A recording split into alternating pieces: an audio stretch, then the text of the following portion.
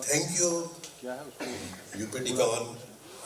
Thank you, Alok, for calling me here on this occasion to meet a lot of friends and catch up with them. And that's the purpose of coming over here, besides the academic, which is always there. Now, I would be talking about uh, patient-centric, because world is now moving to not a uniform treatment for everybody, not all diabetics. It is a patient-centric approach. And each patient is to be personalized based on his requirements and needs. And now that we have got plethora of drugs, multiple insulins, तो इनमें से चुनना और इतनी चीज होने के बावजूद भी मैं हमेशा अपने से प्रश्न करता हूँ आपके लिए कि हम इतनी चीजें डायबिटीज के बारे में जान गए, इतनी दवाइयां आ गई, लेकिन जो दुनिया का सबसे संपन्न देश है, यूनाइटेड स्टेट्स ऑफ अमेरिका, उसमें आज भी सिर्फ 55 से 56% लोग ब्लड शुगर कंट्रोल कर पाते हैं। हमारे देश में ये नंबर और भी कम है। ऐसा क्यों है? Why it is so? And unfortunately, our population is young, who has to live for a very long time with diabetes. He or she has to live for a very long time in dysmetabolic milieu, and this curtails the life of the patient. Either it is a complication which makes the life miserable for the patient, or it is a death. So all these things are there, और हम अब दुनिया के diabetes capital होने जा रहे हैं.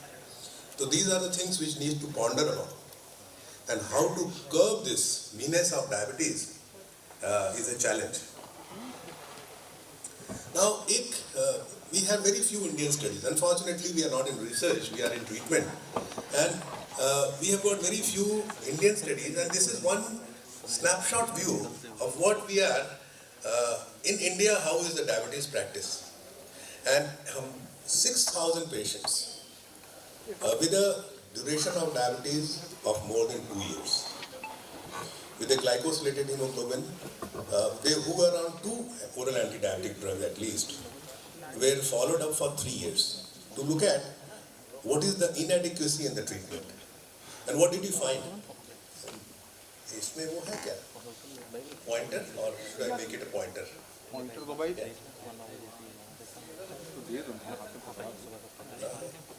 हम इसको कर ले pointer से laser pointer कर ले कुछ हाँ right? So केवल 20% लोग एक में 5 में से 1 कंट्रोल है, और ओबेसिटी हमारे इंडियन स्टैंडर्ड से, which we call it as 27, more than 24, is pretty high. At the time of diagnosis, 18% have complications, and the persons who are of overweight, they have got 5 times more complication as compared to those who are underweight. Now, जब control की बात करते हैं, हम लोग सब बैठे हैं कि डायबिटीज कंट्रोल हो, पेशेंट हमारा खुश आए कि शुगर कंट्रोल हो, तो जो पेशेंट इस स्टडी में एक चीज़ पाया गया कि जो patient 3 oral anti diabetic drug पर कंट्रोल है, नहीं कंट्रोल है, उनमें आप दवाएं बढ़ाते जाएं. You keep on adding drugs, and if the glycosylated hemoglobin is more than 8, this patient is never going to be controlled on oral anti-diabetic drug. And this is the thing which everybody has to remember, that there is a limitation of oral anti-diabetic drug.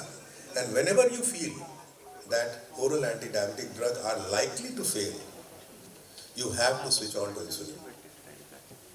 And this is called as timely initiation of insulin. It's not that you start insulin on the day 1 is timely.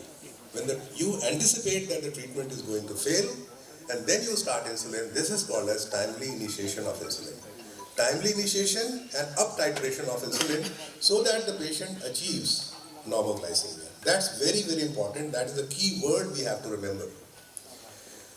Now, most of the time what you find is The average time of insulinization is 9.2. Glycosylated hemoglobin is 9.2 when insulin is started, which is pretty late.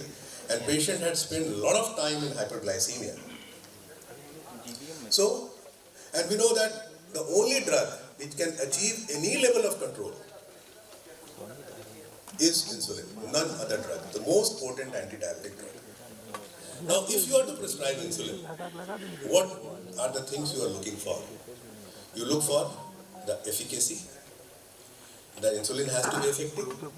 And I can say a blanket statement that all insulins are equally effective, provided they are used properly. But what is the difference between the insulin and the safety? Different insulins have got different safety profile, which we'll be seeing. And then there is always if you give a very complex regime to the patient life is disturbed with the insulin therapy, patient is not going to accept it. So it has to be convenient, and of course in a cost-sensitive structure like India, it has to be least expensive also. So we will look at the efficacy part. Now, if we look physiologically, what is happening in diabetes? In diabetes, there is an increased fasting plasma glucose. And why it is happening? It is because of increased hepatic glucose output. And when the basal level of insulin is raised, and this increased hepatic glucose output continues in the prandial state also. In the postprandial state, when there is an insulin deficiency, the peaks are very high. So these peaks are not only being contributed by insulin deficiency, they are also being contributed partly by hepatic glucose output. So what will be the most pragmatic approach?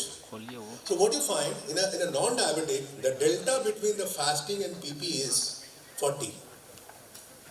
And in a diabetic, the delta becomes 80, 100, 120, 200. So these are the excursions which you are going to get. And first thing which we need to do is, so go slow, but not very slow. Safe and slow, and then keep on adding insulin, so as to achieve a proper control without getting hypoglycemia, because hypoglycemia is the Achilles heel of any diabetes management program. The patient gets hypoglycemia, patient will detest insulin, the physician will be fearful of prescribing insulin. So the best strategy will be fix the fasting first. And what thing is going to fix the fasting first? If you fix it, if you decrease the hepatic glucose output, what is going to happen? Not only the fasting comes down, but these excursions also come down. So it has got some effect on the postprandial glucose also. So this is very, very important. One shot for both.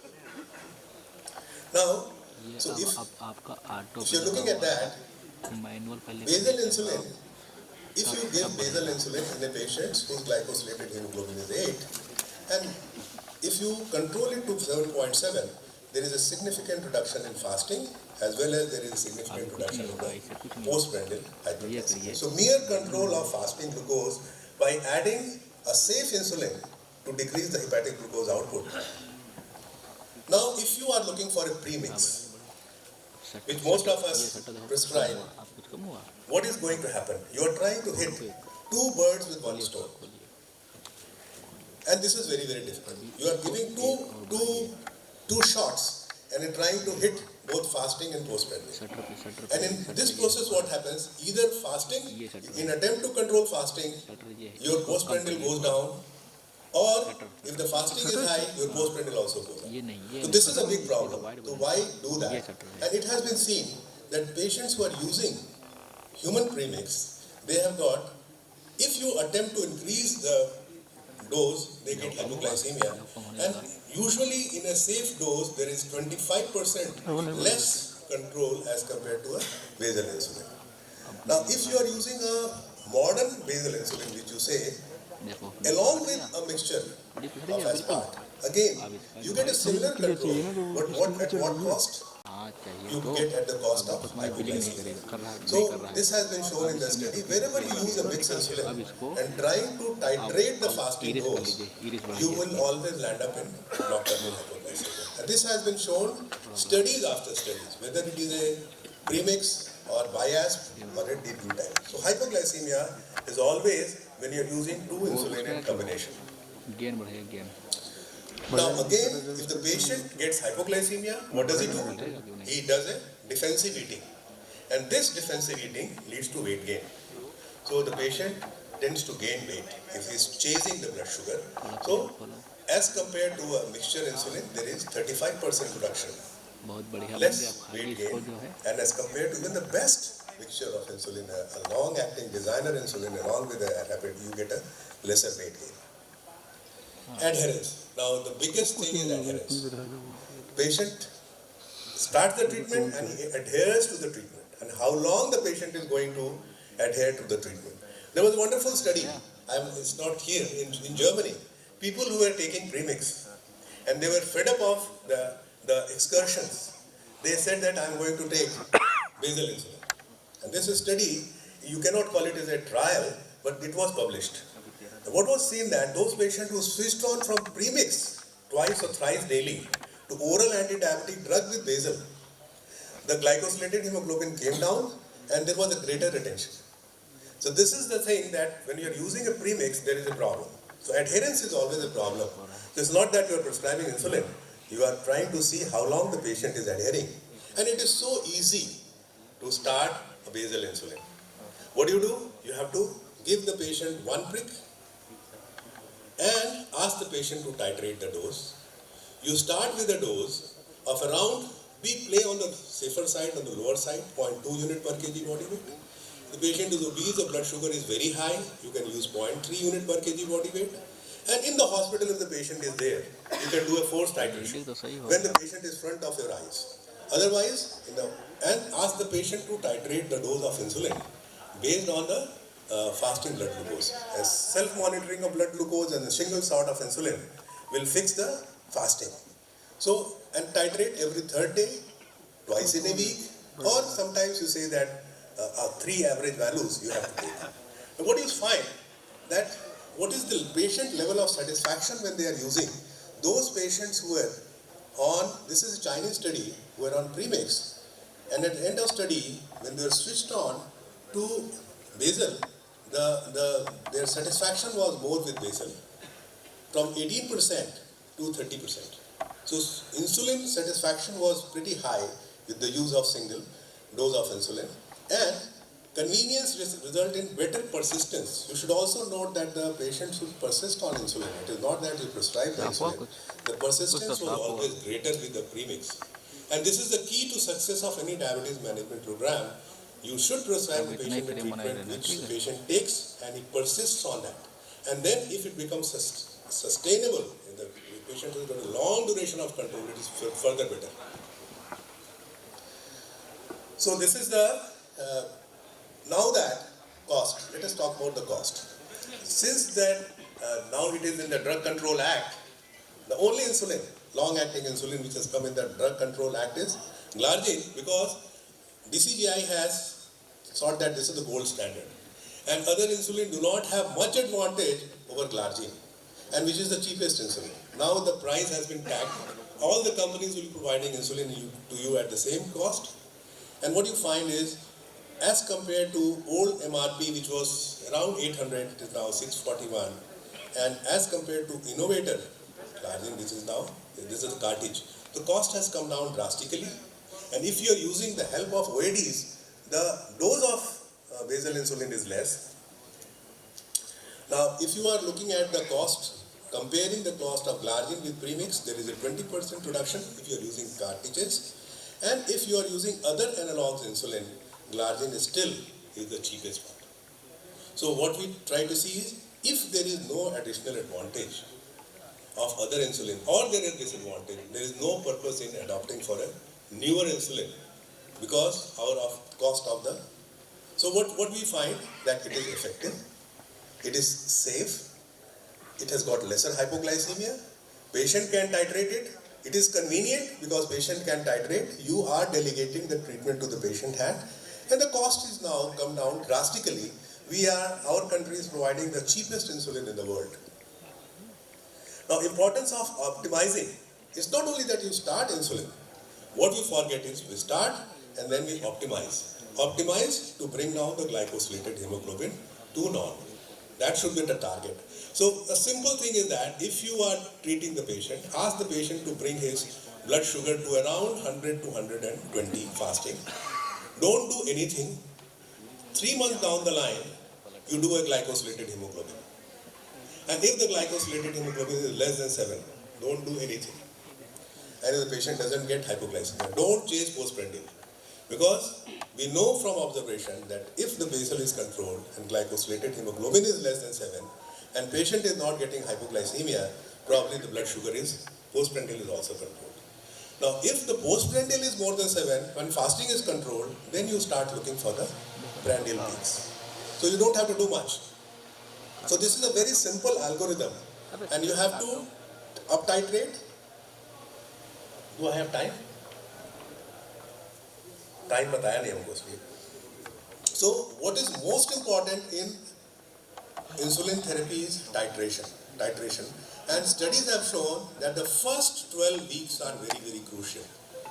तो बचपन में अगर उसको अच्छे से सिखा दें या गाड़ी चलाना अच्छे से सिखा दें उसको तो वो एक्सीडेंट नहीं करेगा. तो 12 हफ्ते का समय आपके पास है. पहला 3 महीना. अगर 3 महीने में पेशेंट से आप क्लोज डायलॉग में है, उसको इंसुलिन टाइट्रेशन बता रहे हैं, सेल्फ मॉनिटरिंग और ब्लड ग्लूकोज बता रहे हैं, सब कुछ कर रहे हैं, तो चांसेस है कि पेशेंट अपना शुगर अच्छे से कंट्रोल कर लेगा. और आगे जब उसको इंटेंसिफिकेशन आप करेंगे तो भी आपका इंस्ट्रक्शन वो मानेगा. बिकॉज पेशेंट क्या है, इंसुलिन लगाना आ गया, ब्लड शुगर मॉनिटर करना आ गया. ये 2 चीज़ अगर वो जान गया तो बहुत सारे सिचुएशन में हम एक रीजनेबल कंट्रोल पेशेंट का कर सकते हैं. तो this is what is the importance of titration and this is an algorithm for titration. Sir, the time is 20 minutes. Okay, I have exceeded that. No, sir, 5 minutes more. Okay, fine, that's good. So first 12 weeks is the one which is very very important. And if you have done that in 12 weeks, आदत पड़ गई तो फिर वो आदत बिगड़ेगी नहीं और patient फिर वो कंट्रोल करके ले जाएगा अपना आराम से. He will know. It's just like teaching the patient driving a car. And once he has known how to drive, how to shift the gears, how to accelerate and how to reverse, he can do all those things. So this is what we are precisely going to do with the titration phase. So OAD with OAD supported glargine can achieve. You see in this study what you find is this has lasted for, you see the blood sugar control, it is very well controlled, no variation for 3 years. So this is what we want, a sustained control of blood sugar. So what is a very simple regimen? Oral anti-diabetic drugs continues, 1 shot of basal insulin, and studies have shown that if you are doing so, about 60% of the patients who have got a fasting plasma glucose or hemoglobin, glycosylated hemoglobin of more than 8.5 will be brought to less than 7. As compared to if you keep on titrating the oral anti-diabetic drugs, only 20% further will be controlled. So this is a very very important message I want to say, that don't push the patient with multiple drugs once 2 or 3 oral antidiabetics have failed. You know that none other drug is going to act. So what we find is takeaway is basal insulin is a poor man's insulin pump. I say basal insulin is a poor man's insulin pump.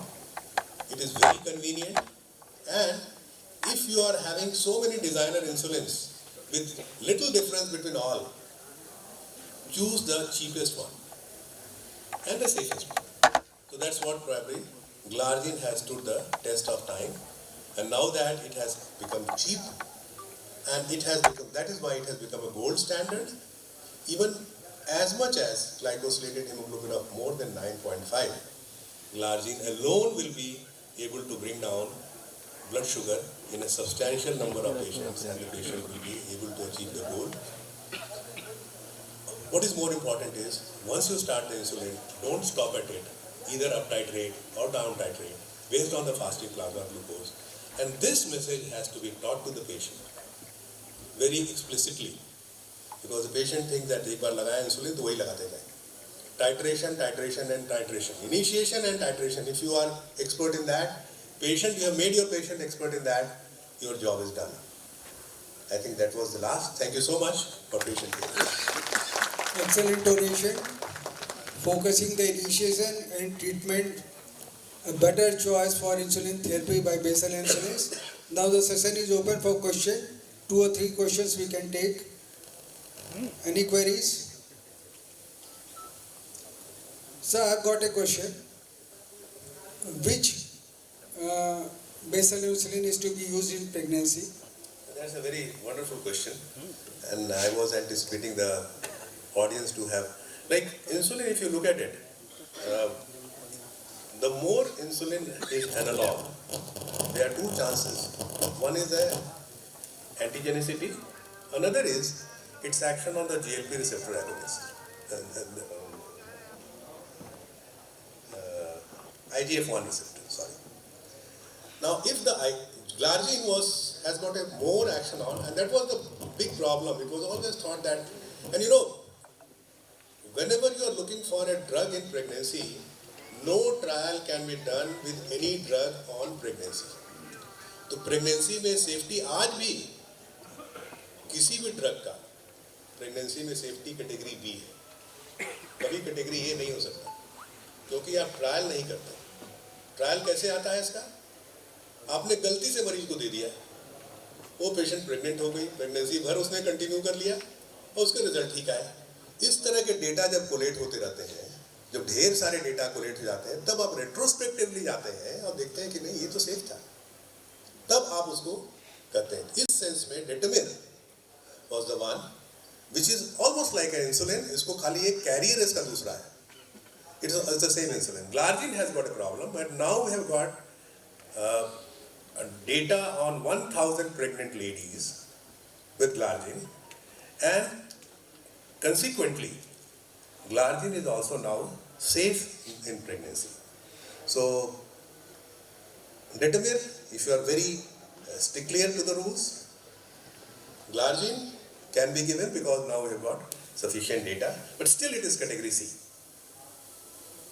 So that we have to look at. Thank you, sir. Sir, just I have a couple of questions. So, like how long you can titrate and how the maximum dose of the single basal insulin, if you are giving, can you give me this one thought? Like even the dose have been given 60 units in some of the. That's another wonderful question. But these are the two things one should. One is pregnancy is a very important issue. Which insulin is to be used? So जब भी कोई analogue आएगा तो हमेशा ये problem आएगी. Analogue के साथ हमेशा जब तक सेरेंडिपिटी से डेटा जनरेट नहीं होगा तब तक आप नहीं कर पाएंगे. The same is true for metformin. metformin diabetes में देने लगे, कैसे देने लगे? पीसीओडी के मरीज में दे रहे थे, पेशेंट प्रेग्नेंट हो गई, बच्चा भी हो गया तो पता ही नहीं चला, और बाद में सब कुछ पता चला कि रिजल्ट और अच्छे. तो this is how, because pregnancy में आप कोई ड्रग का ट्रायल नहीं कर सकते. इसी तरह जब आप बेसल इंसुलिन दे रहे हैं तो नॉर्मली हम क्या करते हैं, आपकी बॉडी में एक हम फिजियोलॉजी के जाते हैं, आपकी बॉडी में डेली कितना इंसुलिन सीक्रेट हो रहा है. It is around 0.4 to 0.5 unit पर केजी बॉडी वेट. अगर आप 80 किलो के आदमी हैं तो आपकी बॉडी में 40 यूनिट इंसुलिन रोज बन रहा है. इसमें से 40 to 50% इज बेसल एंड बकिए जो है बोलस है. तो यही हम लोग करते हैं. तो हम क्या करते हैं, जो ओरल एंटी डायबिटिक ड्रग देते हैं तो हम बेसल को खाली अप टाइट्रेट करते जाते हैं, और जो पोस्ट प्रेंडियल एक्सकर्शंस है उसको हम छोड़ देते हैं oral anti diabetic drug. Now if this requirement goes above more than 0.5 unit पर केजी बॉडी वेट, इसके बाद बढ़ाने से नुकसान ये है कि आपको ये पता नहीं चलेगा कहाँ तक जाना है. तब हम क्या करते हैं, तो 0.5 यूनिट पर केजी बॉडी वेट, अगर 80 किलो का आदमी उसका 40 यूनिट से ज़्यादा हो है तो हम क्या करते हैं कि पोस्ट प्रेंडियल देखना शुरू करते हैं. दूसरा है फास्टिंग कंट्रोल हो रहा है, लेकिन ग्लाइकोसिलेटेड कहाँ से ग्लाइकोसिलेटेड कहाँ गया है, बीपी एक्सेशन से आ रहा है, तो हम जो उसमें बोलस ऐड करते हैं. ये दो चीज है. अदरवाइज एक ग्रुप होता है पेशेंट जो इंसुलिन रेजिस्टेंट होते हैं, उनमें स्काई इज द लिमिट, बहुत कम दिखते हैं. इंसुलिन रेजिस्टेंट पेशेंट बहुत कम दिखते हैं, वो कोर डायबिटिक एंडोक्रिनोलॉजिस्ट प्रैक्टिस में दिखते हैं. जब हम लोग 200-300 यूनिट, तब आपको देखना होगा पेशेंट में काउंटर रेगुलेटरी हार्मोन तो नहीं ले रहा है, कहीं चुपके से आयुर्वेदिक दवाई लेके स्टेरॉइड तो नहीं ले रहा है. Believe you me, in this era of लंगड़ा बुखार, you know what is the लंगड़ा बुखार? खोपड़ी काटो ना थोड़ी. Not chikungunya. There is another fever which is coming, and 6-7 days, 8 days after the fever, patient is getting joint pain. It's not with the fever, and this is lasting for long. This is typically responding to steroid. Now the problem is homeopath and Ayurveda, they are giving treatment and the patient is becoming fine. आप कुछ भी देते जाए नहीं ठीक होगा. मैंने करीब 30 मरीजों का ऐसा जो होम्योपैथी ट्रीटमेंट ले रहे थे, सबका मैंने ACTH कॉर्टिसोल कराया. भाई हम कॉर्टिसोल मेजर तो नहीं कर सकते उनके ड्रग में, सबका ACTH suppressed, cortisol suppressed. What does it mean? ये दवाइयाँ स्टेरॉइड पड़ी हुई हैं. To look for alternative medicine is very dangerous. If the patient is getting insulin resistant, try to look for if the patient is taking oral contraceptive pills. Sometimes progesterone makes insulin resistance. So look for factors which is causing insulin resistance, and if there are none, then you can reasonably improve. और बहुत ज़्यादा होने लगे तो हम लोग subcutaneous insulin resistance syndrome या insulin antibody, तो ये सब चीज़ें देखते हैं. वो एक बड़े स्मॉल ग्रुप में आएगा, वो आपको 1-2% में आएगा, उसके बगैर भी आप जिंदा रह सकते हैं, लेकिन और सब ज़्यादातर में वो कंट्रोल हो जाएगा. Just thank you, sir. And sir, just one more question, sir, please.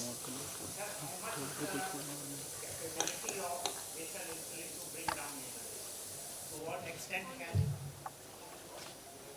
extent can basal insulin bring down A1C? That's what I'm saying. It all depends. Now, most of the studies which have been done on OAD plus basal, they have done with a glycosylated hemoglobin of more than 8.5. And usually these patients, about 50% of the patients, they're able to bring down the glycosylated hemoglobin to target level. Right? So, उसके बाद अगर आप बढ़ाएंगे तो हो सकता है कि हाइपोग्लाइसेमिया फास्टिंग होने लगे या पोस्ट प्रेंडियल गड़बड़ होने लगे. इसलिए हम लोग कहते हैं कि उसको एक बार देखने के बाद, once you've controlled fasting, and then if still it is high because it has got no say on postprandial blood sugar except for the delta, which is, so few people are very brittle, you must have seen in your life, उनको तो आपको देखना पड़ेगा. So 50 to 60% जहाँ fasting आपका control हो जाए, अगर फास्टिंग 0.5 यूनिट के बाद भी कंट्रोल नहीं हो रहा है तो पोस्टप्रांडियल पे फिर आप दोनों करते हैं.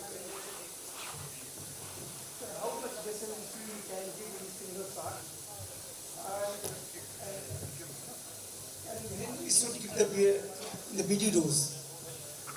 ये भी एक बहुत इम्पोर्टेंट क्वेश्चन है. देखिए पहले क्या होता था कि जो अगर जो लोग इनोवेटर्स थे इसके, उनसे पूछिए तो कहते थे इसको बढ़ाते जाइए, there is no limit to it. But ये लगता है कि whenever you create a depot somewhere, तो उस डिपो से जो फार्माकोकाइनेटिक्स है ड्रग का, वो कुछ ना कुछ तो जरूर चेंज होता है. तो what I take a cue from कि क्लिनिकल ट्रायल में कितना डोज दिया गया है, उसके बियॉन्ड अगर जाना होता है तो 40 यूनिट के बाद हम स्प्लिट कर देते हैं, 40-50 के बाद स्प्लिट कर लेते हैं. और आजकल जो इंसुलिन आ गई है जो कि 300 यूनिट है पर ml, उनकी फार्माकोकाइनेटिक्स और प्रेडिक्टेबल है. The only difference between 2GO and glargine is 2GO has got a better pharmacokinetics. Its absorption kinetics are better. Otherwise the insulin is the same. So that we have to look for. If you are creating a depot, what has been done in a clinical trial, what is the maximum dose which has been given, in which the PK/PD studies has been done. So most of the time you find that it is around, maximum is 40 to 60. But if you talk to experts, they say that you can go up to any limit in a patient. But हम लोग ऐसा नहीं करते. हम एक बड़ा simple सा वो काम करते हैं जो पता नहीं है. If my patient is not getting control on insulin and sugar is moving here and there, what I do is I admit the patient for a day in my ICU. उसको इंट्रावीनस इन्फ्यूजन स्टार्ट कर देते हैं, और intravenous infusion लगने के बाद हमको एक टोटल डोज कैलकुलेट हो जाता है. तो अगर इसके बियॉन्ड वो सबक्यूटेनियस से नहीं लग रहा है तो कुछ ना कुछ सबक्यूटेनियस प्लेन में प्रॉब्लम है. और अगर इंट्रावीनस इंसुलिन पर भी उतना जा रहा है तो उसमें इंसुलिन एंटीबॉडीज बनेंगी, अगर बहुत ज़्यादा डोज है तो ये दो चीज़ हम कभी कभी किताबों में तो नहीं लिखा है, लेकिन अपने तरीके से हम इसको वो करते हैं, वो हेल्प भी करता है. I don't know what is your opinion.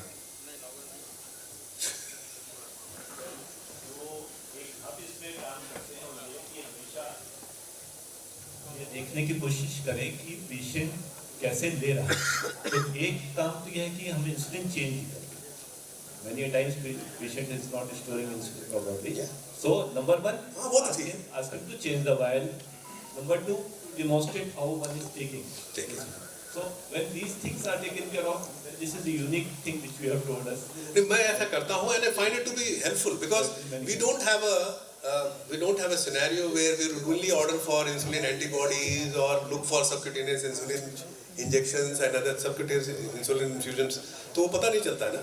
तो ये बड़ा अच्छा सा तरीका मुझे समझ में आया, कॉमन सेंस लगाया तो समझ में आया, and I find it good.